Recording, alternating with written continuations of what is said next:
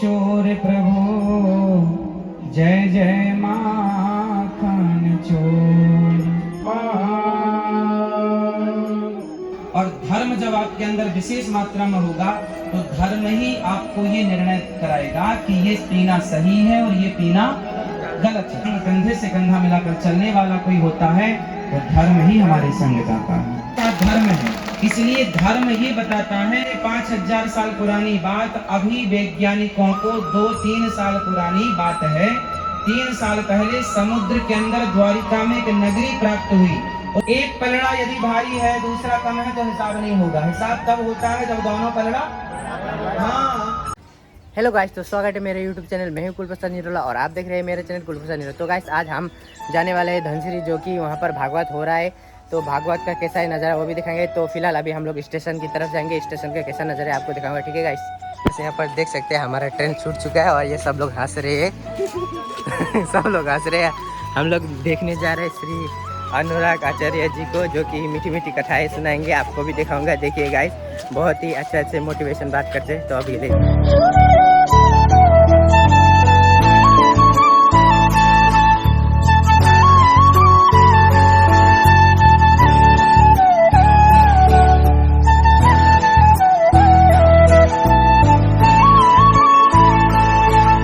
यहाँ पर देख सकते हैं हम आ चुके हैं भागवत के गेट पे। तो यहाँ से जाएंगे गाइस, थोड़ी देर जाने के बाद आएगा। अब बाहर का नज़ारा कुछ ऐसा ही दिखेगा गाइस। और ये मंदिर है भागवत धाम है ना, किधर गए अभी भाई? तो भागवत धाम है, देखिए गाइस ऐसा कुछ नज़ारा है यहाँ का। और आज हमारे यहाँ में कौन आने वाले हैं? गणेश भाई बोलो। अनिरुद्ध आचार्य जी आने वाले हैं, उनको भी दिखाऊंगा, ठीक है गाइस। देखते हैं गाइस, यहाँ पर हनुमान जी मतलब श्री बजरंगबली का स्थापना हो चुका है।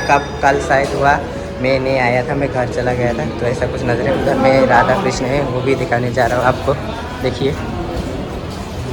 यहाँ पर देख सकते हैं गाइस राधा कृष्ण।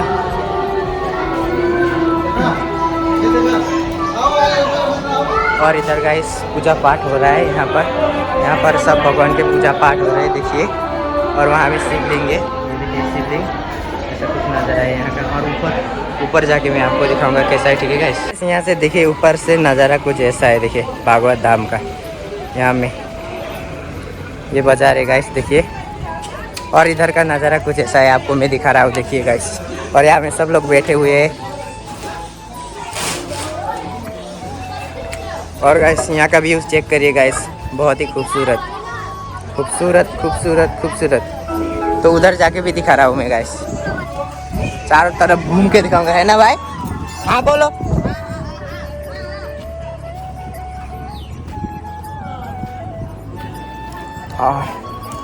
और गाइस यहाँ से देखिए ऐसा कुछ नज़ारा है इधर का।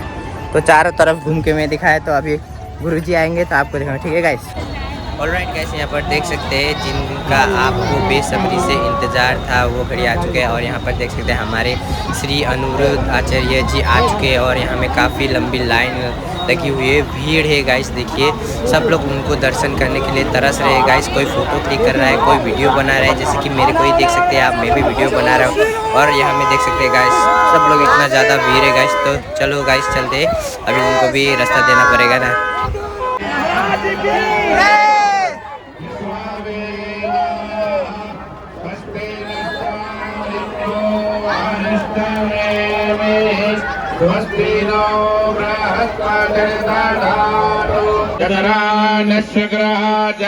संतानो नाम पुत्रासो पितरो भवन्ति मानो मध्यारे रेखतारुगन्तो आदितिरन्तरिक्षमा सहस्रनामे पुरुषाय शाश्वते सहस्रकोटि युगधारणे नमः।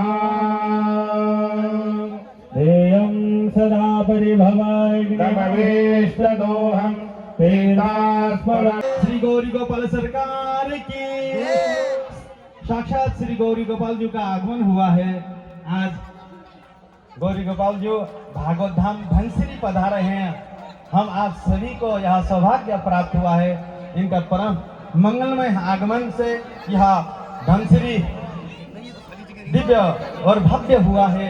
और भागवत धाम का जो महत्व को पूज्य महाराज जी का आगमन से यह इसका महत्व अधिक हो गया।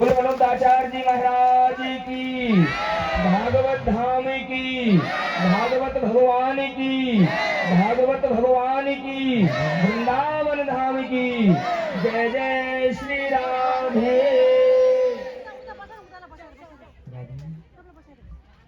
लक्ष्मीनाथ समारंभां नाथयामुनमध्यमाम् अस्मदाचार्यपर्यन्तां परम्पराम्। जय जय श्री राधा रमण, जय जय नवल किशोर, चोर प्रभु, जय जय माखन चोर। राधा मेरी मात है, पिता मेरे घनश्याम, इन दोनों के चरणों में मेरा कोटि कोटि प्रणाम। बोलिए वृंदावन बिहारी लाल की, श्रीमद् भागवत महापुराण की, विप्र देवताओं की, संत जनों की, आप सभी भक्तों की जय जय श्री राधे। आज परम सौभाग्य का विषय है कि इस पावन धरा पर आप सभी के मध्य में आकर दो बातें कहने का अवसर मिला। पूज्य व्यासासीन व्यासाय विष्णु रूपाय व्यास स्वरूप भगवत स्वरूप पूज्य श्री लेखराम आचार्य जी के लिए सुंदर तालियां बजाएं। शास्त्री जी के लिए पूज्य श्री लेखराम जी के द्वारा ये सुंदर सा आश्रम श्रीमद् भागवत धाम और ठाकुर जी का सुंदर सा जो विग्रह आपके मध्य में स्थापित हुआ है, अद्भुत। 1000 यज्ञ करने का जो पुण्य है, वही पुण्य एक मंदिर बना करके वहां ठाकुर जी को प्रतिष्ठित करने का पुण्य है। हजारों यज्ञों का पुण्य आपके क्षेत्र में पूज्य महाराजा श्री के द्वारा सभी भक्तों को मंदिर में दर्शन लाभ होगा ठाकुर जी का, और भागवत श्रवण तो आप कर ही रहे हैं। पूज्य महाराज जी के श्री चरणों में कोटि कोटि नमन। और धनश्री की सभी माता बहनें भक्तजन, ये गांव पवित्र है क्योंकि यहाँ आप जैसे भक्त विराजते हैं, आप जैसे भक्तों का वास है। और अब तो भक्तों का वास था ही, अब भगवान जी का भी वास हो गया, तो भक्त और भगवान दोनों मिलकर आनंद करेंगे। इस युग में कोई कलयुग है ना, ये कलयुग में कोई कुछ ना करे, केवल भगवान नाम का आश्रय ले ले तो भवसागर से पार हो जाता है। और आप लोग भागवत श्रवण कर रहे हैं, भागवत श्रवण से बड़ा कोई श्रवण नहीं है, भागवत महापुराण से बड़ा कोई, भागवत जी से बड़ा कोई पुराण नहीं, और सप्ताह श्रीमद् भागवत महायज्ञ से बड़ा कोई यज्ञ नहीं। सबसे बड़ा यज्ञ है ज्ञान यज्ञ, जो भागवत जी से हम सबको ज्ञान प्राप्त होता है। अच्छा, ज्ञान हमें किस प्रकार का चाहिए? पहले तो सभी आए हुए भक्तों को जय श्री हमारा नंबर है, आपके पास सेव है या नहीं है? राधे राधे। इधर देखिए सामने। आप लोग वृंदावन आए कभी? आप में से कितने लोग वृंदावन आए हैं? अच्छा, आए हैं। जो नहीं आए आप वृंदावन आइएगा, और वहाँ यमुना मैया का, बिहारी जी का, श्री राधा रमण जी का, श्री राधा वल्लभ जी का, श्री गौरी गोपाल भगवान का दर्शन कीजिएगा। और सबसे बड़ा धर्म है कि हम जहाँ हैं, जैसे हैं, वहाँ रह करके भगवान को याद करें। अच्छा, ये बताइए कि जीवन में धर्म की कितनी आवश्यकता है? आप लोग धर्म को बड़ा मानते हैं या कर्म को बड़ा मानते हैं? किसको बड़ा मानते हैं? धर्म बड़ा है या कर्म बड़ा है? कौन सा क्या बड़ा है? क्या? धर्म। आप बताइए। धर्म। आप बताइए बेटा क्या बड़ा है? क्या? कर्म। आप बताइए क्या बड़ा है? धर्म। कर्म। कर्म। कर्म। धर्म। कुछ लोग कह रहे हैं धर्म बड़ा है, कुछ लोग कह रहे हैं कर्म बड़ा है। अब इसे समझ लेते हैं कि बड़ा क्या है, कंफ्यूजन क्यों रह जाए। तो देखिए सबसे बड़ा क्या है। अब बताइए कर्म क्या है। आप मोबाइल से वीडियो बना रहे हैं, ये भी एक कर्म हो रहा है। आप खड़े हैं, ये भी एक कर्म है। आप बैठे हैं, ये भी कर्म है। आपका दिल धड़क रहा है, वो अपना कर्म कर रहा है। हम आपको सुना रहे हैं, हम अपना कर्म कर रहे हैं। ये सब क्या है? कर्म। गाय घास खा रही है, वो अपना कर्म कर रही है। हाँ या ना? कर्म यही तो है। आपकी आंखों की पलकें झपक रही हैं, मतलब आंखें अपने पलक झपकाने का क्या कर रही है? कर्म। अब ये बताओ कि कसाई गाय को काट रहा है तो वो अपना कर्म कर रहा है। हाँ या ना? तो आप कह रहे हैं कर्म बड़ा है, तो फिर गाय को काटने वाला भी तो कहेगा कि हम अपना कर्म कर रहे हैं, तो वो बड़ा हो जाएगा। बकरे को काटने वाला क्या कर रहा है? वो अपना कर्म कर रहा है तो कर्म ना। पाप पुण्य की बात तो बाद में होगी, पहले तो वो क्या है? शराब पीने वाला क्या कहेगा? मैं तो कर्म कर रहा हूँ शराब पीने का। जुआड़ी क्या कहेगा? जुआ खेलने का क्या कर रहा हूँ। इस धरती पर आप जो भी करते हैं बेटा, वो कर्म है। दिल की धड़कन धड़क रही है, वो कर्म हो रहा है। ये पंखा चल रहा है, ये अपना कर्म कर रहा है। हाँ या ना? हाँ। आपके नसों में रक्त बह रहा है, वो भी अपना कर्म खून कर रहा है, ब्लड कर रहा है। तो जो हो रहा है वो कर्म है। कसाई गाय को काट रहा है, वो अपना कर्म कर रहा है। पंडित जी कथा सुना रहे हैं, गुरु जी कथा सुना रहे हैं, वो अपना कर्म कर रहा है। कोई माँ की आरती उतार रहा है, बाप की आरती उतार रहा है, वो भी कर्म है। और कोई माँ बाप को लाठियों से पीट रहा है, तो वो भी एक कर्म है, क्योंकि सब कुछ कर्म है। अब देखते हैं कि कर्म बड़ा कि धर्म। अब कर्म तो बड़ा हो नहीं सकता, क्योंकि हर चीज कर्म है। इसलिए कर्म को, आप लोग रोटी बनाते हैं ना, तो आटे को पहले चलनी से चालते हैं। कितने लोग चालते हैं? चलनी समझते हैं? आटे को चलनी से चालते हैं, तो चलनी क्या करती है कि अच्छे आटे को अलग कर देती है और चोकर को, बुरे आटे को, कचरे को अलग कर देती है। उसी तरह जो धर्म है, धर्म ही वो चलनी है जो कर्म के आटे को चाल चाल करके अच्छे को अलग करेगी, बुरे को अलग करेगी। फॉर एग्जाम्पल, उदाहरण से समझते हैं। जैसे किसने दी? आपके अंदर जब धर्म का बोध होगा, धर्म नाम की यंत्र जब सॉफ्टवेयर आपके अंदर डेवलप होगा, और धर्म जब आपके अंदर विशेष मात्रा में होगा, तो धर्म ही आपको ये निर्णय कराएगा कि ये पीना सही है और ये पीना गलत है। सही गलत में भेद बताने वाला कौन होगा? आप कमरे में, चलो आप जंगल में चले जाओ, आप अकेले हैं, ना बाप है, ना माँ है, ना भाई है, ना बहन है, ना गुरु, कोई नहीं। अब वहां पर आपको बहुत भूख लगी है, जहां कोई ना हो वहां बहुत भूख लगी है, और वहां पर मछली भी है पानी में, और वहां पर खाने को फल भी है। अब मैं मछली खा के भी पेट भर सकता हूँ और फल खा के भी पेट भर सकता हूँ, मुझे बताने वाला कोई नहीं है कि मैं क्या खाऊं। अब वहां अकेले आप हैं, तो आप अकेले निर्णय लेते हैं कि फल खाना सही है या मछली खाना सही है। तो वहां आपको गाइड कौन करता है? हाँ, जब कोई नहीं होता उस समय भी आपको बताने वाला धर्म। हर व्यक्ति साथ छोड़ देता है। धनानि भूमौ पशवश्च गोष्ठे नारी गृहद्वारी जना श्मशाने देहश्चितायाम परलोक मार्गे धर्मानुगो गच्छति जीव एकः। जब हम यहाँ से आगे जाते हैं तो हमारे संग पत्नी, पुत्र, परिवार, पैसा, मान, बड़ाई, पद, प्रतिष्ठा कुछ नहीं होता, पर हमारे संग कंधे से कंधा मिलाकर चलने वाला कोई होता है, तो धर्म ही हमारे संग जाता है। इसलिए आप अकेले हैं तो भी आपके साथ धर्म है। इसलिए धर्म ये बताता है कि ये गलत है और ये सही है। अच्छा, जिसके पास धर्म की मात्रा ज्यादा है वो तो सही पकड़ लेता है, आप दूध पकड़ लेंगे, और जिसके पास धर्म ज्यादा नहीं है वो शराब पकड़ लेगा। जिसके पास धर्म ज्यादा है वो फल पकड़ लेगा, और जिसके पास धर्म कम है तो मन चंचल है ना, मन कहेगा मछली खा लो, मन कहेगा शराब पी लो। यदि मन आपके वश में नहीं है तो मन आपसे गलत काम करा लेगा, लेकिन आप मन पे काबू किए और धर्म है तो मन पे काबू है, बस है, कंट्रोल है।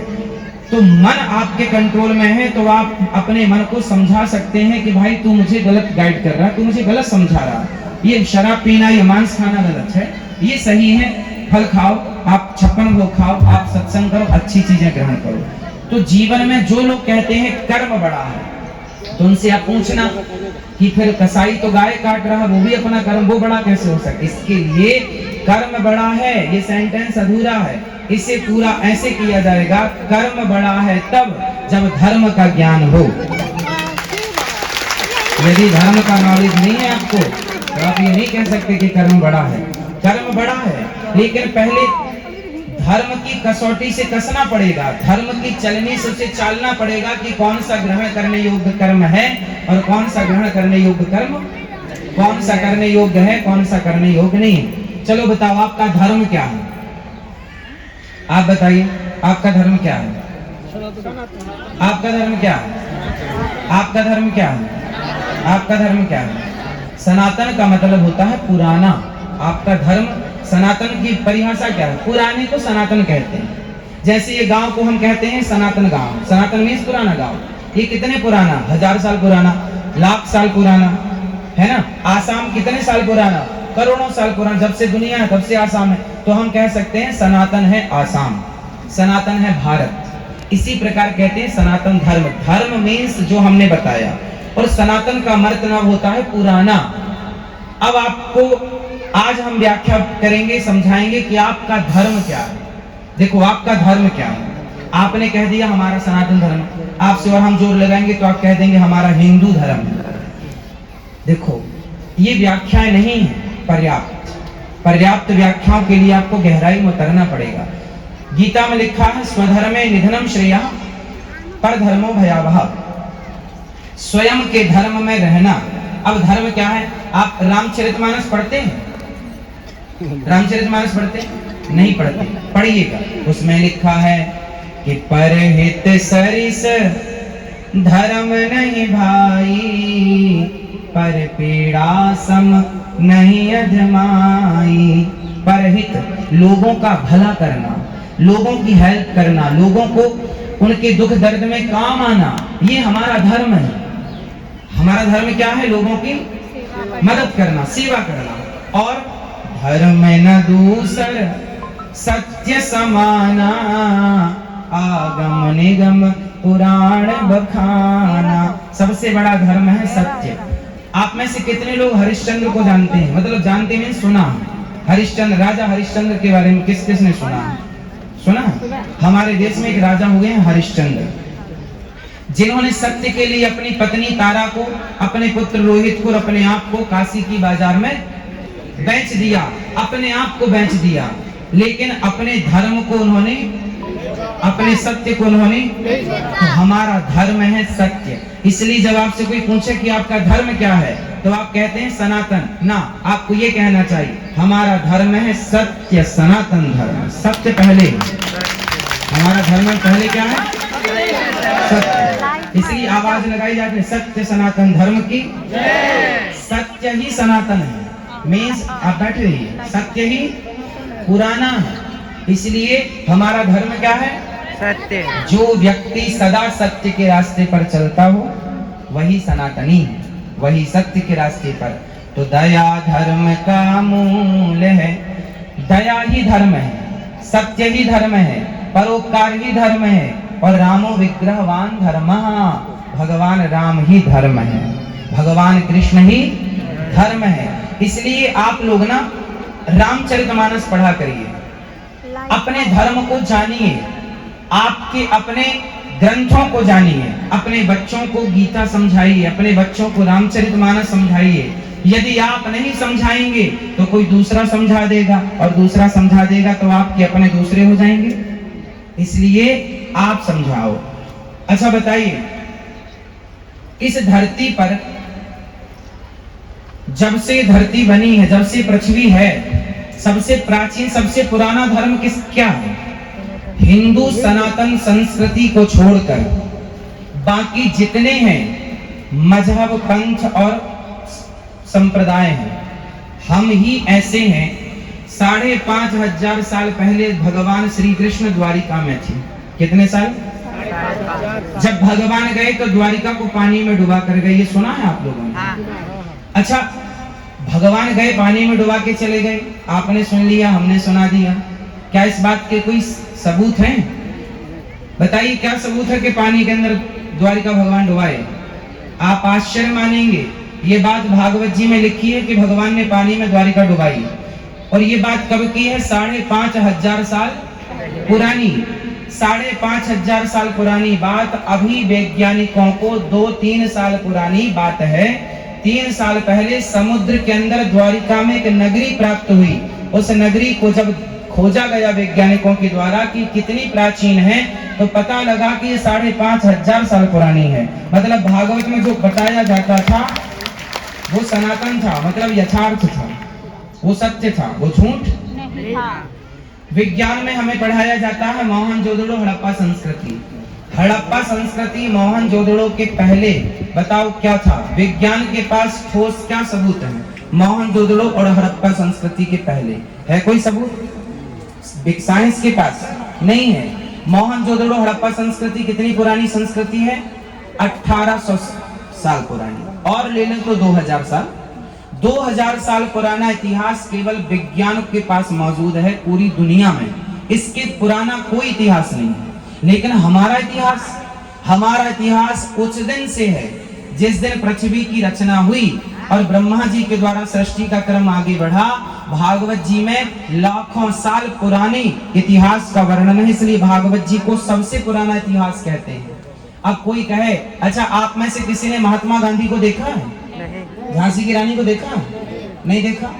तो आपको कैसे पता कि ये लोग थे? इतिहास आपको इतिहास में पढ़ाया गया कि ये लोग थे। पृथ्वीराज चौहान थे, झांसी की रानी थी, वीर शिवाजी थे इत्यादि। हमें किसने बताया? इतिहास में। हमने नहीं देखा झांसी की रानी को।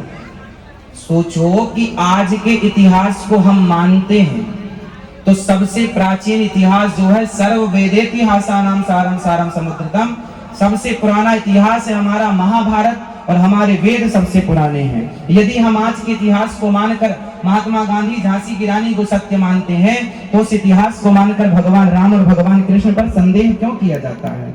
एक इतिहास तो आप मान लेते हैं बट दूसरे इतिहास को कुछ लोग नकार देते हैं कि नहीं जी हम ये इतिहास नहीं मानेंगे। देखिए उल्लू को सूर्य नजर नहीं आता, उल्लू को सूर्य नजर नहीं आता। इसमें उल्लू की आंखों का दोष है या सूर्य भगवान का दोष है? जोर से। उल्लू की आंख का दोष है तो उसे सूर्य भगवान दिखाई नहीं देते। उसी प्रकार कुछ लोग कहते हैं कि भगवान कहाँ है तो दिखाओ। कोई भगवान को ना देख पाए तो इसमें भगवान का दोष नहीं है। उल्लू नहीं देख पाता सूर्य को, उल्लू का दोष है। कोई भगवान को नहीं देख पाए इसमें भगवान का दोष नहीं, उन उल्लुओं का दोष है। इसलिए ऐसे उल्लुओं को आप लोग समझाया करो। आज मैं आपको ईश्वर का साक्षात्कार करा सकता हूं यदि आप लोग तैयार हैं तो। देखिए भगवान को पाना कठिन नहीं है। आपके हाथ में बैक्टीरिया है या नहीं? जोर से। अभी है? क्या देख पा रहे हैं आप? देखने के लिए क्या चाहिए?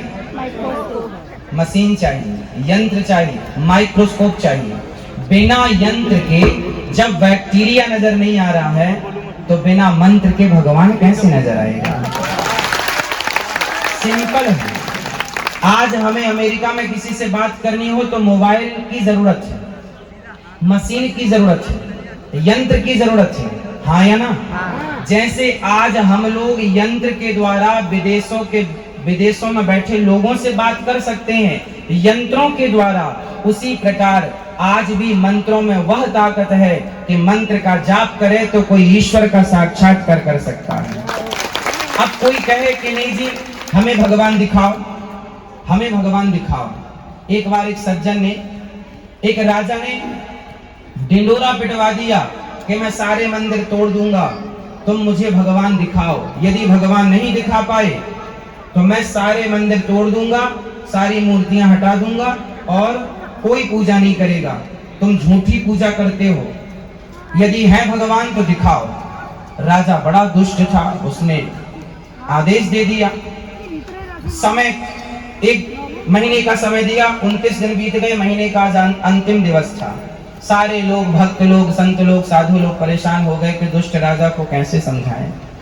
तब एक छोटी सी नन्ही सी गुड़िया, एक बच्ची, उसने समझाया। कैसे समझाया? समझाना क्या था कि भगवान है तो दिखते क्यों नहीं? भगवान हैं, दिखते क्यों नहीं? उत्तर बड़ा सिंपल था। एक लड़की ने राजा से कहा, मैं आपके प्रश्न का उत्तर दूंगी पर मुझे कटोरे में दूध चाहिए। तो लड़की ने दूध से भरा कटोरा राजा ने दिया। लड़की ने कटोरे में रखे दूध की ओर देखा और राजा से पूछा, इस दूध से भरे कटोरे में राजा साहब आपको क्या दिखाई पड़ रहा है? अच्छा, दूध भरा हो इस कटोरे में, ये कटोरा मान लीजिए, इसमें दूध भरा, फॉर एग्जाम्पल माना कि इसमें दूध भरा, तो आपको क्या दिखाई पड़ेगा? राजा ने कहा दूध, इसमें दूध भरा है। लड़की ने कहा कि आपको दूध दिख रहा है पर मुझे तो मक्खन दिख रहा है, मक्खन दिख रहा है। अच्छा बताओ, लड़की की बात क्या गलत थी? नहीं थी, गलत भाई। दूध तो है पर दूध में मक्खन भी तो व्याप्त है। आज ना सही यदि आपको निकालना आएगा तो आप निकाल सकते हैं, दूध से मक्खन अलग हो सकता है। तो लड़की ने कहा मुझे मक्खन दिख रहा है, राजा ने कहा मुझे दूध दिख रहा है। लड़की ने कहा राजा से, महाराज बताओ आपकी बात सही है या मेरी बात सही है? आप कह रहे हैं दूध दिख रहा है, मैं कह रही हूं मक्खन दिख रहा है, बताइए क्या इसमें मक्खन नहीं है? राजा बोले है। तो लड़की बोली जब है तो आपको दिखाई तो नहीं पड़ रहा है? राजा बोला पहले दही बने, मंथन होए तब तो मक्खन दिखाई पड़े। लड़की बोली महाराज यही तो बात है कि जैसे दूध के कण कण में मक्खन समाया है पर दिखता नहीं है, उसी प्रकार सृष्टि के कण कण में ईश्वर समाया हुआ है पर दिखाई नहीं। देखने के लिए क्या करना पड़ेगा? दूध को दही बनाना पड़ेगा, दही में मथानी डाल के मंथन करना पड़ेगी, फिर वो मक्खन प्रकट होगा। जैसे दूध से मक्खन को प्रकट करने की एक विधि होती है, दूध से मक्खन को प्रकट करने की क्या होती है? विधि होती है। उसी प्रकार कण कण में तो भगवान समाया है, पर प्रहलाद जैसी विधि किसी के अंदर हो तो प्रहलाद के लिए खंबा चीर कर भगवान प्रकट हो गए। वो प्रेम चाहिए, वो आस्था चाहिए, वो श्रद्धा चाहिए। अच्छा ये बताओ, आपकी पत्नी आपसे क्या चाहती है? पैसा या प्रेम? आपका पति आपसे क्या चाहता है? पैसा या प्रेम?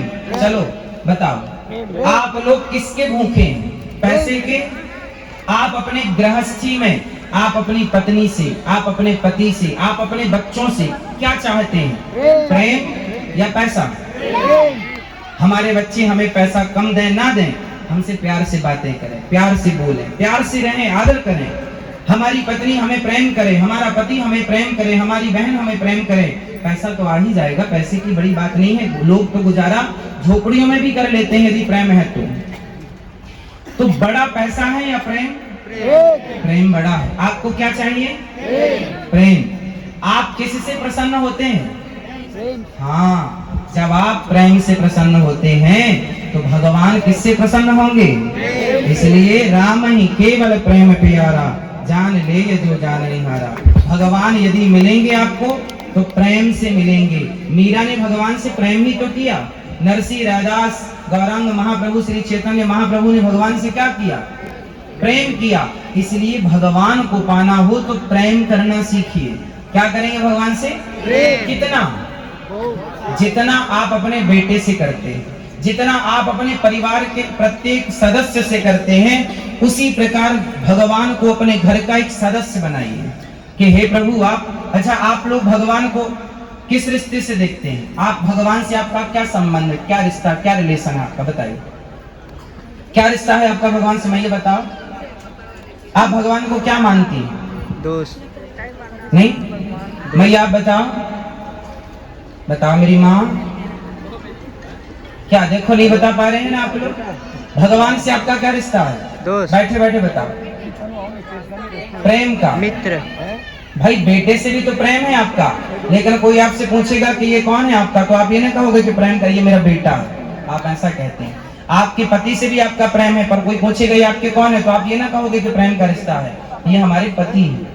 इसका मतलब सोचिए कि आपकी इतनी उम्र हो गई लेकिन आप भगवान से प्रेम करते हैं, पूजा करते हैं, पर आज तक आप ये डिसाइड नहीं कर पाए कि हमें ईश्वर से संबंध क्या रखना है। और याद रखना, रिश्ते तब बनते हैं जब संबंध होता है ना, और संबंध होगा तो रिश्ते टिकेंगे। संबंध नहीं है, मेरा संबंध था आपसे तो मैं हजारों किलोमीटर दूर से आप लोगों के लिए आया। संबंध ना होता तो मैं क्यों आता? तो बुलाने पर मजबूर कौन करते हैं? संबंध। इसलिए आप का दूर का कोई नातेदार होगा ना तो आप उसकी शादी में नहीं जाएंगे, पर कोई अपना खास संबंधी होगा तो आपको जाना पड़ेगा, क्योंकि संबंध महत्व रखता है। हाँ या ना? सोचो कि आज तक आप लोगों ने भगवान से संबंध बनाया ही नहीं। क्या रिश्ता है? आज कंफर्म करिए, आज से भगवान से आपका क्या रिश्ता? हम सब गाते हैं, जानते सब हो आप लोग, अभी हम बोलेंगे सब बोलेंगे, मानते नहीं। हम सब कहते हैं मात पिता तुम मेरे, शरण गहूँ मैं किसकी, स्वामी शरण पढ़ूं मैं किसकी, तुम बिन और ना दूजा, प्रभु बिन और ना दूजा, आस करूं मैं किसकी, ओम जय जगदीश हरे। ये मैया आप बोलो मेरे संग, मात पिता तुम मेरे, शरण गहूँ मैया को याद नहीं है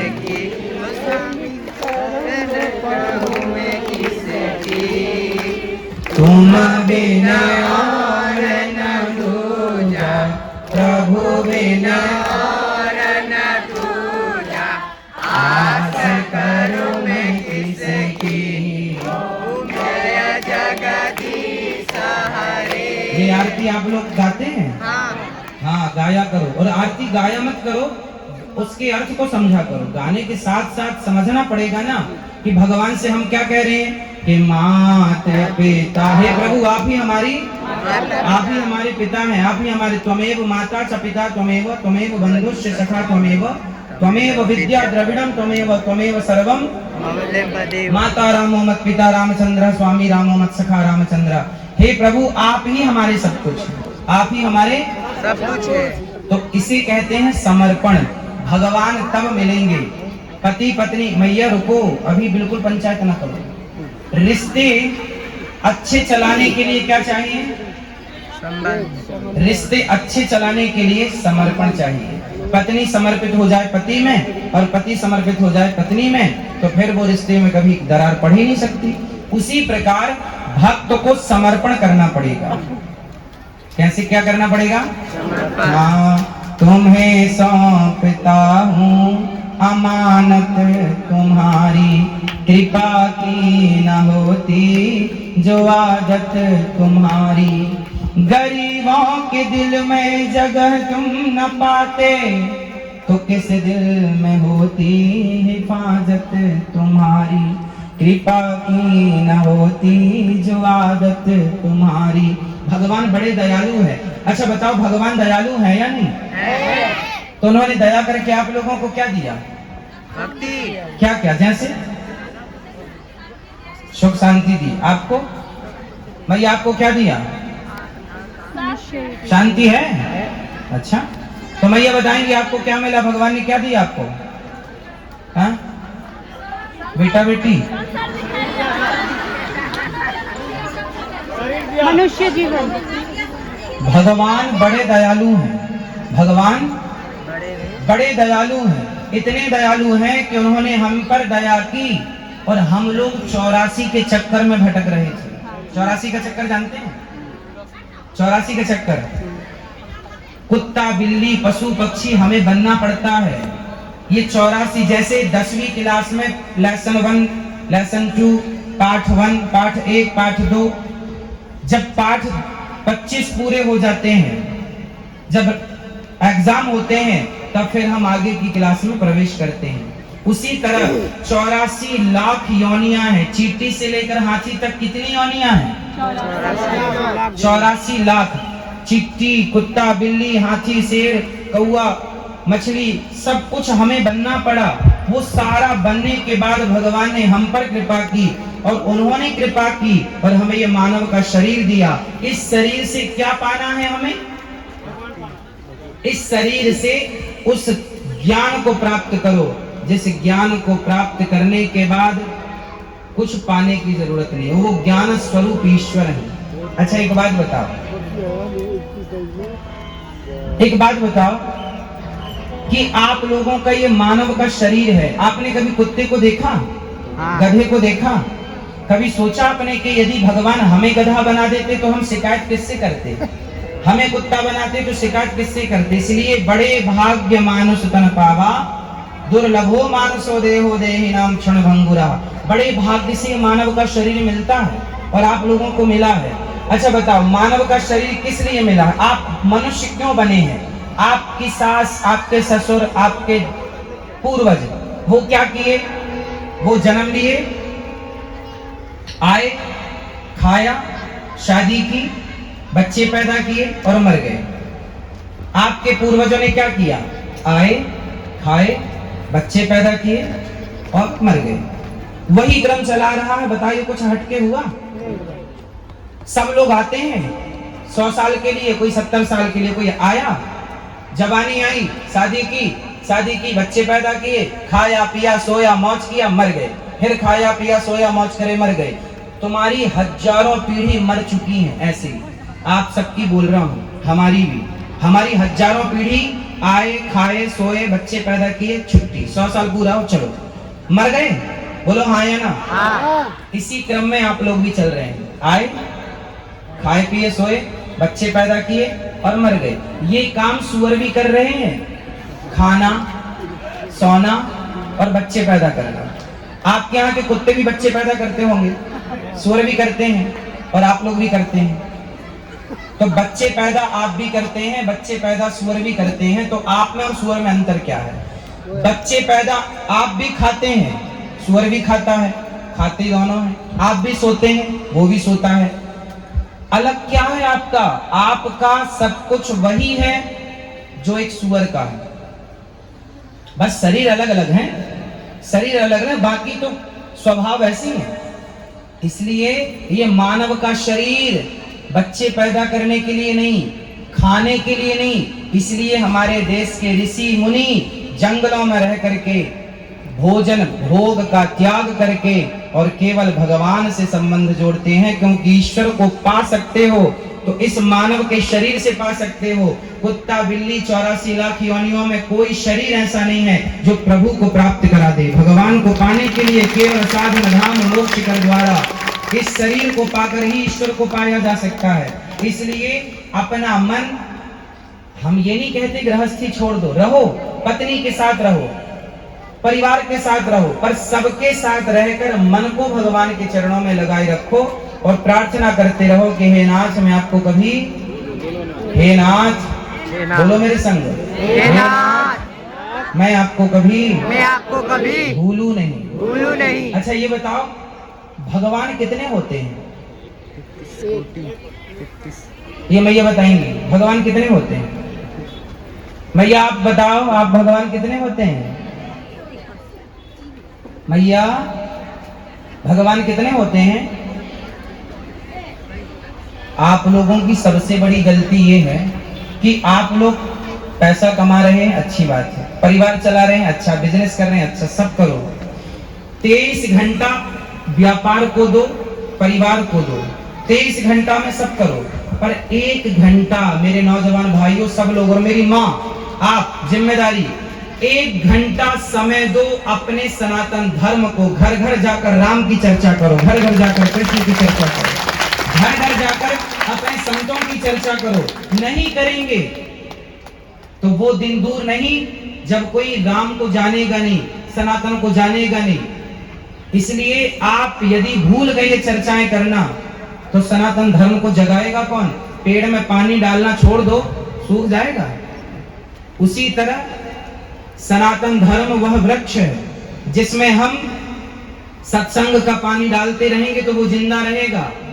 और यदि आपने ये सत्संग का जल डालना छोड़ दिया, जब आपका धर्म ही नहीं बचेगा, जब आपकी संस्कृति नहीं बचेगी, तो फिर आप क्या रह जाएंगे। इसलिए आप देखो, बहुत लोगों को ये नहीं पता कि भगवान कितने हैं। चलो बताओ, भगवान कितने हैं? 33 कोटि।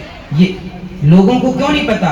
गलती उनकी नहीं है, गलती उनकी है कि जिनको पता है उनने कभी बताया ही नहीं, उन्होंने कभी दूसरों को। आप लोग व्यर्थ की पंचायत ना किया करो, आप लोग इस क्षेत्र में घर घर जाओ, गांव-गांव तक जाओ और सेवा करो।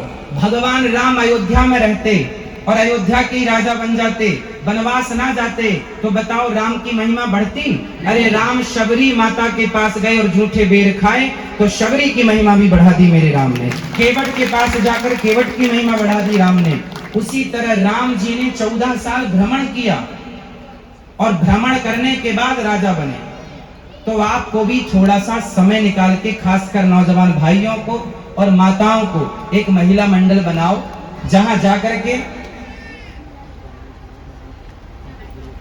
तो जहां पर आप जाएं महिला मंडल बनाइए, पुरुषों की टीम बनाइए और जाके 10 मिनट आधा घंटा लोगों को रामचरितमानस आप लोग खरीद लो। गीता प्रेस की सस्ती मिलती है, छोटी सी गीता खरीद लो और उसे घर घर जाकर के दो, सबको पढ़ाओ। देखो ये अपनी गीता है, ये रामायण है, ये ग्रंथ हैं। जब इनका प्रचार नहीं करेंगे तो क्या बचेगा फिर आपके पास? आपकी संस्कृति सबसे श्रेष्ठ है और वो विलुप्त होने की स्थिति पर है, क्योंकि आप ना पढ़ते ना पढ़ाते।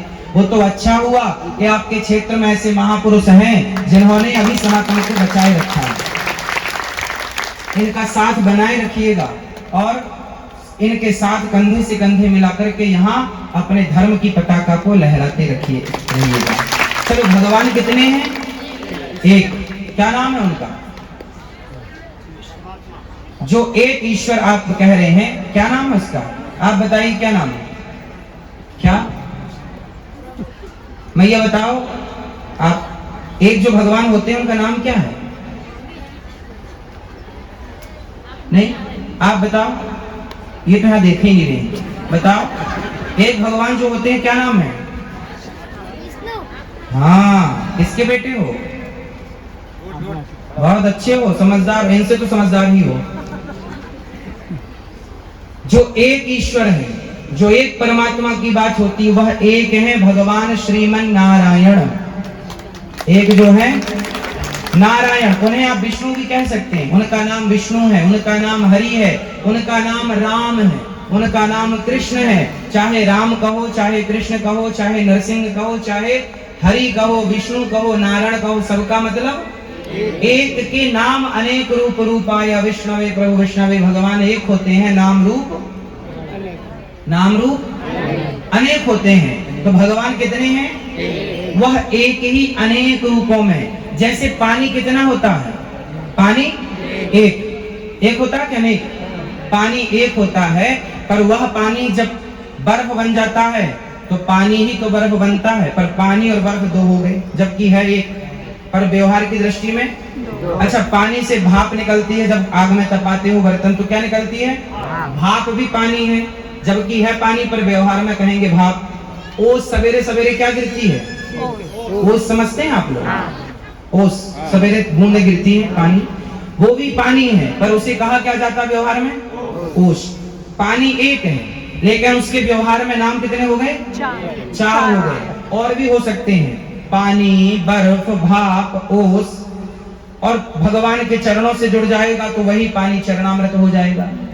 वही पानी नाले से जुड़ जाएगा तो गटर हो जाएगा, नाले का पानी हो जाएगा। वही पानी गंगा से जुड़ जाएगा तो वही पानी गंगा जल हो जाएगा। यमुना से जुड़ेगा तो पानी एक है, जिससे एक पानी अनेक संगति करने के कारण वो अनेक रूप और अनेक नाम से जाना जाता। पानी 4 होते हैं, पानी एक होता है, पर अनेक नाम अनेक रूप हैं। उसी प्रकार ईश्वर एक है, पर एक ईश्वर को अनेक जगह अनेक भाषा से, जैसे हम कहते हैं केला, उसी को बनाना भी कहते हैं।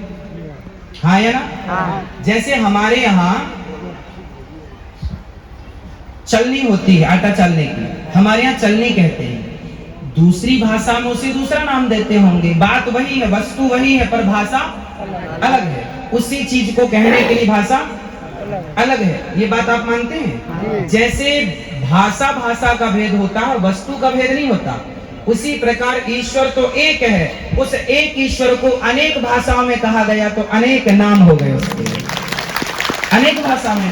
भाई जिससे विष्णु कहते नहीं आया, हरि कह दिया, हरि कहते नहीं आया, नारायण कह दिया, नारायण कहते नहीं आया, कृष्ण कह दिया, राम कह दिया। जाकी रही भावना जैसी, प्रभु मूरत देखी थे तैसी। तो भगवान कितने हैं? क्या नाम है? नारायण। वही भगवान सृष्टि को उत्पन्न करते हैं, वही पालन करते हैं और वही संहार कर देते हैं। हाँ, हमें मानव का शरीर क्यों मिला है? भगवान को। इसलिए आप रोज संस्कार चैनल पर 1 बजे से 4 बजे तक रोज कथा आती है। कितने लोग सुनते हैं ईमानदारी से? जो नहीं सुनते आप उनको भी प्रेरित क्यों नहीं करते? क्या ये आप लोगों का धर्म नहीं है कि हम सही रास्ते पर चलें तो और भी सही रास्ते पर चलें? तो आप सबको बताओ, आप चलो, माना कि आप घर घर नहीं जा सकते, आप गीता सबको नहीं बांट सकते, तो कोई बात नहीं, आपके यहाँ सबको ये तो बताओ कि भैया कुछ ना करो तो संस्कार चैनल पर 1 बजे से 4 बजे कथा सुन लो। इस कथाओं से जुड़े रहेंगे तो सनातन बचा रहेगा, नहीं जुड़ेंगे तो डूब जाएगा। जैसी नाव यदि बीच भंवर में है और उसे खेने वाला कोई नहीं, चलाने वाला कोई नहीं है, तो डूबने की संभावना ज्यादा है। कोई तो हो चलाने वाला। चलो नया भी हो, कुछ ना करे, हाथ उसके पास कुछ ना, हाथ ही मारता रहे तो भी पार लगने की संभावना है। पर कोई हाथ भी मारने वाला ना हो, लाठी भी मारने वाला ना हो, तो संभावना डूबने की ज्यादा है। तो कम से कम कोई तो हो आपके इस क्षेत्र में। आप जैसे भक्त, मुझे विश्वास है कि आप चाहेंगे ना तो सनातन का परचम पूरी दुनिया में लहराने की ताकत आप लोगों के अंदर है। लेकिन उसके लिए आपको पहले अपने धर्म को जानना पड़ेगा, अपनी संस्कृति को जानना पड़ेगा। हमारा धर्म कितना श्रेष्ठ है।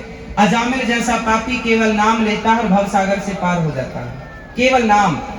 आजकल हमारे देश में ऐसा चल रहा है कि अन्य धर्मों के लोग पैसा दे करके, लालच दे करके हिंदुओं को कन्वर्ट कर ले रहे हैं। ये कन्वर्टेशन क्यों चल रहा है? कन्वर्ट क्यों हो रहे हैं?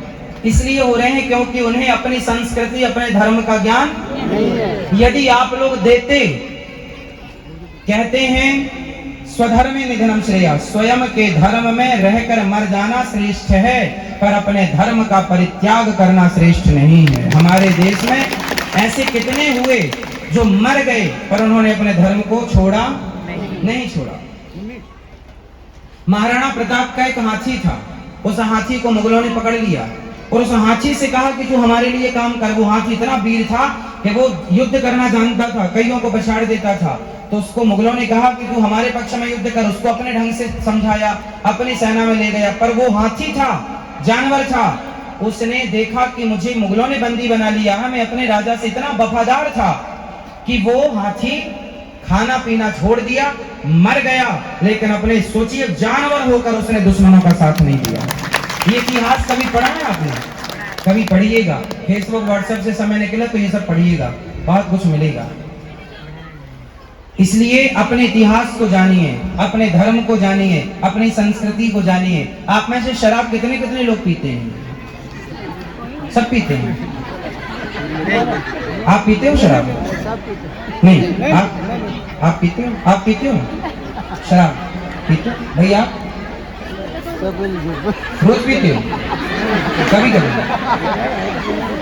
तो आपके बच्चे हैं, बेटा बेटी, तो बेटों को भी पिलाते हैं क्या? अच्छी चीज है शराब। अरे तो अच्छी चीज हो तो पिलाओ उनको, पिलाएंगे बच्चों, बेटी को भी पिलाओ, पत्नी को भी पिलाओ, पिलाएंगे। जो चीज आपके बच्चों के लिए अच्छी नहीं है वो कदापि आपके लिए अच्छी। ब्राह्मण है, भूल जाइए कि हम क्षत्रिय हैं, भूल जाइए कि हम वैश्य और शूद्र हैं, भूल जाइए कि हमारी समाज, हमारी जाति ये है। गर्व से कहो हम हिंदू हैं, सिर्फ हिंदू। सिर्फ एक बन के रहो। यदि लड़ गए, बट गए तो मिट जाओगे। बताओ, मुगलों ने क्या नारा दिया था? अंग्रेजों ने क्या नारा दिया था? फूट डालो शासन करो, फूट डालो। ये नारा किसका था? अंग्रेजों का था। उन्होंने हमें आपस में क्या किया? ब्राह्मण को क्षत्रिय से, क्षत्रिय को वैश्य से, वैश्य को शूद्र से लड़ाया और 200 साल तक राज्य किया। लगभग कितना? सोचिए कि आप लड़ते गए, वो आपको गुलाम बना के आपकी बहन बेटियों पर अत्याचार करते गए और आपके ऊपर शासन करते गए, केवल इसलिए कि तुम्हें लड़ने की आदत थी। काश लड़ने की आदत ना होती तो 1947 में नहीं, 200 साल पहले हमारा देश उस दिन गुलाम हो जाता। जिस दिन वो आए थे, मार के भगाते हैं उनको कि तुम्हें हमें आपस में लड़ाने की जरूरत क्या? हम लड़ते गए, वो हमें लड़ाते गए, और ये आज भी हो रहा है। इसलिए आप आपस में नहीं लड़ेंगे, सदा प्यार से रहिएगा। ज्योत से ज्योत जलाते चलो, प्रेम की गंगा बहाते चलो। राह में आए जो दीन दुखी, राह में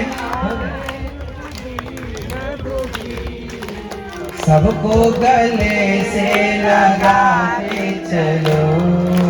सब एक पलड़ा यदि भारी है दूसरा कम है तो हिसाब नहीं होगा। हिसाब तब होता है जब दोनों पलड़ा, हाँ, तो आपका धन का पलड़ा तो भारी है पर धर्म का पलड़ा कमजोर है। धन और धर्म दोनों पलड़ा बैलेंस कीजिए। जितना धन है उतना धर्म भी हो, और धर्म को जानो। को बहुत कुछ कहना है, बहुत कुछ समझाना रहता है, समझना रहता है, पर समय अभाव है। हम इसलिए वृंदावन में ना रोज आप लोगों के लिए संस्कार चैनल पर कथा इसलिए देते हैं कि आप जहां भारत के कोने कोने पर धर्म का प्रचार, जैसे गंगा गंगोत्री से निकलकर गंगा सागर तक के लोगों का प्यास बुझाती हुई, तृप्त करती चलती है, इसलिए वृंदावन से बहती हुई कथा की गंगा यहाँ तक आनी चाहिए चैनलों के द्वारा। क्या करें, सब तक पहुंच पाना शरीर से तो पॉसिबल नहीं है। इसलिए आजकल मोबाइल है, यूट्यूब पे आप अपना मोबाइल निकालो, यूट्यूब पर अनिरुद्धाचार्य टाइप कर लो, 1,14,00,000 लोगों का परिवार यूट्यूब पर जुड़ा है। आप भी जुड़ जाइए। कथाएं घर बैठे, रोटी बना, आजकल तो साधन है, मोबाइल पे कथा लगा दी, सुन रहे हैं, बच्चों को सुनाओ। हम बच्चों के लिए भी बताते हैं कि बच्चों को नौकरी लेने वाला नहीं बनना। आप नौकरी लेने वाले हो या नौकरियां देने वाले हो? नौकरियां लेने वाले मत बनना, कोशिश करना कि हम नौकरियां देने वाले बने। जब आपके पास धन होगा तो धन से धर्म भी कर पाएंगे, बहुत कुछ कर पाएंगे। इसलिए आपको नौकरियां देने वाला बनना है, ना कि लेने वाला। लोगों को जगाइए। आपके यहाँ जुआ तो नहीं खेलते लोग? ताश खेलते हैं? नहीं, बूढ़े लोग खेलते जुआ? बूढ़े लोग, सबसे ज्यादा बूढ़े लोग जुआ खेलते हैं। मंदिर में बैठेंगे, बूढ़े लोगों की एक गलत बात यह है कि जवान बच्चों को बिठा लेते हैं। खुद तो बिगड़ रहे हैं, बच्चों के भविष्य के साथ खिलवाड़ कर रहे हैं। ऐसे बूढ़ों का आप लोग विरोध क्यों नहीं करते? ऐसे बूढ़ों से कहो आप हरिद्वार जाओ, वहीं भजन करो। उल्टा भगा देते हैं। हाँ, बुरा लोग उल्टा भगा देता है। ना, बूढ़ों की जिम्मेदारी है। बताइए, बच्चों को बनाना या बिगाड़ना आपके हाथ में है या नहीं है? जैसे रास्ते पर हम चलेंगे वैसे रास्ते पर बच्चे चलेंगे। हम ही बच्चों को अपने बगल में बैठकर जुआ ताश खिलाएंगे तो बच्चे अपना रोजगार कब करेंगे? बच्चे पैसा कब कमाएंगे? परिवार को कब समय देंगे? उनको प्रोत्साहित करो कि बेटा जुआ खेल के, शराब पी के समय वेस्ट ना करो, अच्छे इंसान बनकर और समाज की सेवा करो, राष्ट्र की सेवा करो। रोजगार इतना नाम कमाओ कि आपके परिवार की, आप सारी अच्छे बच्चों को अच्छे स्कूल में पढ़ाओ, पैसा कमाओ और क्षेत्र को रोजगार दो, क्षेत्र को विकसित करो। ठीक है? पूज्य महाराज जी का धन्यवाद। और भागवत धाम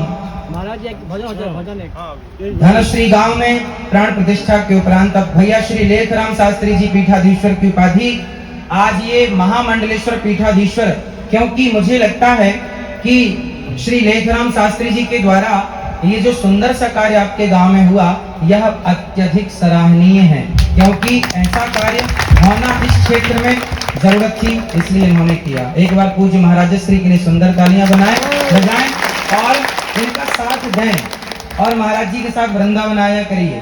मंदिर है, ठाकुर जी का दर्शन आप लोग रोज किया करिए, औरों को भगवान से जोड़िए, अपने धर्म से, गीता से जोड़िए। बहुत कुछ कहना है पर समय अभाव है, आज ही आए हैं, आज ही जाना है। और कथाओं से जुड़े रहिएगा। हमें प्रॉमिस कीजिए कि आप सदा कथाओं से जुड़े रहेंगे। वचन दीजिए हमें। कितने लोग वचन देंगे? और आज से आधा घंटा का समय, 1 घंटे का समय निकाल के बहन बेटियां, माताएं और भाई लोग, दोस्त लोग हमारे घर घर जाएंगे और सनातन धर्म का प्रचार करेंगे। अपने राम के बारे में, अपने कृष्ण के बारे में समझाओ। लोग कहते हैं तुम्हारे भगवान ने 16,108 विवाह कर लिया, ऐसे तर्क मारते हैं लोग। आप लोग उत्तर क्यों नहीं देते कि भगवान है वो जिन्होंने एक उंगली से पहाड़ उठाया, जिन्होंने इतना सा मुंह खोल के मैया यशोदा को पूरा ब्रह्मांड दिखाया। भौमासुर नाम के एक राक्षस ने 16,100 कन्याओं को बंदी बना रखा था। किसने? भौमासुर ने। उसने 16,100 कन्याओं के साथ अत्याचार करता था। भगवान ने उन्हें छुड़ाया उनके जेल से। कहा जाओ अपने घर। उन्होंने कहा हम कौन हमें स्वीकार करेगा, लोग कहेंगे तुम पराये पुरुष के पास रहकर आई हो। कोई स्वीकार नहीं कर रहा था जिन नारियों को समाज में। उन नारियों को पत्नी का दर्जा देकर भगवान ने समाज में सम्मान के साथ जीने का अधिकार दिलाया। लोग कहते हैं भगवान ने विवाह क्यों किए? अरे ये गोपियां भगवान की वेद की ऋचाएं हैं। जन्म जन्म की तपस्या करने वाले साधु संत ही इस समय गोपी बनकर आए और भगवान ने उनको स्वीकार किया। क्या है कि देखो, एक बूंद आप क्या एक चम्मच जहर पी सकते हैं? जोर से पी सकते हैं? हाँ, काले नाग का, किंग कोबरे का नहीं पी सकते। किंग कोबरे से करोड़ों गुना श्रेष्ठ जहर हलाहल किसने पिया था? भगवान शंकर ने। सोचो कि हम और आप एक चम्मच जहर नहीं पी सकते, और शंकर जी ने इतना सारा जहर पी लिया था और वो तो मरे नहीं, हम तो मर जाते। इसका मतलब हम इंसानों से भगवान की तुलना नहीं हो सकती। भगवान भगवान है, हम। अब सोचो, वो शंकर जी जो इतना जहर पी लेते हैं, वो शंकर जी भगवान कृष्ण के सामने खड़े हैं कि हमें भी इस रास में सम्मिलित कर लो, और वो भी साड़ी पहन के आते हैं और रास में नाचते हैं। तो वो कृष्ण कोई सामान्य थोड़ी है। इसलिए बोलिए कृष्ण कन्हैया लाल की, धाम की, गोपाल भगवान की, श्रीमद् भागवत महापुराण की। इतनी कृपा सांवरे बनाए रखना, इतनी कृपा बनाए रखना, मरते दम तक सेवा में लगाए रखना,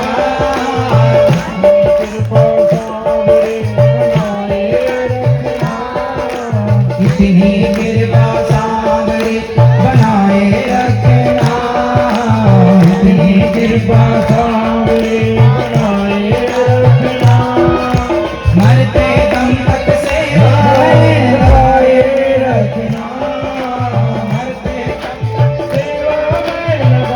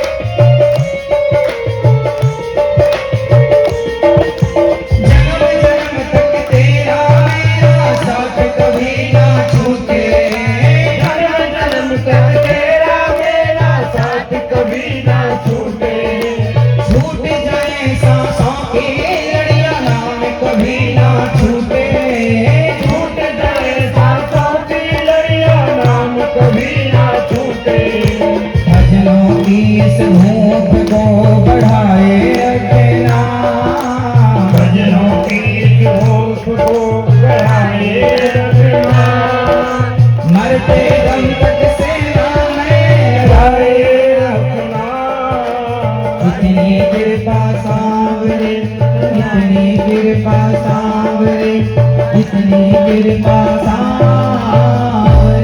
बोलिए कृष्ण कन्हैया लाल। सभी माताओं बहनों भक्तों को आपके श्री चरणों में दास अनिरुद्ध का कोटि कोटि नमन। पूज्य महाराज जी के श्री चरणों में, पूज्य संत श्री जी के चरणों में, आप सभी माताओं बहनों भक्तजनों के चरणों में कोटि कोटि नमन। सदा भगवान को याद करते रहिए, सदा भगवान से प्रेम कीजिए, और चलते फिरते सोते जागते बस कहते रहिए, हे नाथ हे श्रीमन नारायण। मैं आपको कभी हाथ जोड़ लो सब लोग, बोलो हे श्रीमन नारायण। मैं पापी हूँ, मैं पापी हूँ, अधम हूँ, अधर्म हूँ, नीच हूँ, नीच हूँ, दुष्ट हूँ, दुष्ट हूँ, खल हूँ, खल हूँ, कामी हूँ, कामी हूँ, क्रोधी हूँ, क्रोधी हूँ, लोभी हूँ, लोभी हूँ, अभिमानी हूँ। अभिमानी। हे नाथ हे नाथ, हे श्रीमन नारायण, हे श्रीमन हे नारायण, श्री कृष्ण, हे श्री कृष्ण, हे श्री सीताराम। हे सीताराम। हम जैसे हैं, हम जैसे हैं, हे प्रभु, हे प्रभु, आपके हैं, आपके हमें हैं, स्वीकार कीजिए, हमें स्वीकार हमारे अपराधों को हमारे अपराधों को क्षमा क्षमा कीजिए। कीजिए। हे श्रीमन नारायण, हे श्रीमन नारायण, श्रीमन नारायण श्रीमन नारायण, चरणौ चरणौ शरणम शरणम प्रपद्ये प्रपद्ये श्रीमते श्रीमते नारायणाय नारायणाय नमः। हे नाथ, हम अपने आप को आपके श्री चरणों में आपके श्री चरणों में समर्पित करते हैं। समर्पित करते हैं। आज हमें स्वीकार कीजिए। श्रीमन्नारायण श्रीमन्नारायण श्रीमन्नारायण श्रीमन्नारायण श्रीमन्नारायण। श्रीमन्नारायण। काम करते रहो श्रीमन्नारायण श्रीमन्नारायण का जाप। सभी को जय श्रीमन्नारायण। जय श्रीमन्नारायण। बहुत बहुत धन्यवाद पूज्य महाराज जी को। श्री राधे। जैसे कि मैंने वादा किया था गाइस, आपको अनुरुद्ध आचार्य से मैं मिलवाऊंगा, उनको दिखाऊंगा, तो मैंने दिखा दिया। तो कैसा लगा आप भी कमेंट में राधे राधे ज़रूर बोलना गाइस। तो इतना ही कह के मैं वीडियो को एंड करने का मेरा टाइम आ गया। तो गाइस वीडियो को थोड़ा सा भी अच्छा लगे तो लाइक कमेंट शेयर और सब्सक्राइब कर देना। ऐसे ही मज़ेदार वीडियो के साथ में एक और बार लौटूंगा। तब तक के लिए बाय गाइस। जय हिंद, जय भारत, जय राधे राधे।